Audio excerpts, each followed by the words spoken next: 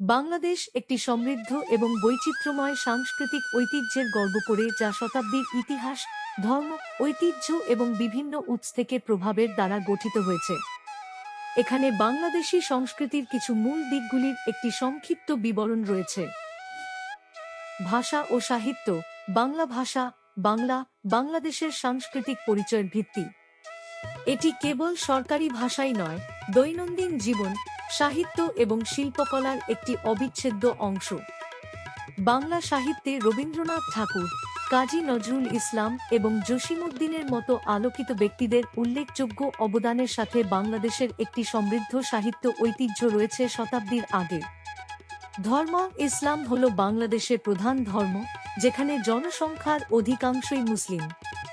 যাই হোক, দেশটি উল্লেখযোগ্য হিন্দু, বৌদ্ধ এবং খ্রিস্টান সম্প্রদায়ের আবাসস্থল। ঈদ উল ফিতর, ঈদ উল আযহা, দুর্গাপূজা, বুদ্ধ পূর্ণিমা এবং বড়দিনের মতো ধর্মীয় উৎসবগুলো দেশ জুড়ে ব্যাপক উৎসাহ উদ্দীপনার সঙ্গে পালিত হয়। সঙ্গীত ও নৃত্য। সঙ্গীত ও নৃত্য বাংলাদেশের সংস্কৃতির অবিচ্ছেদ্য অংশ।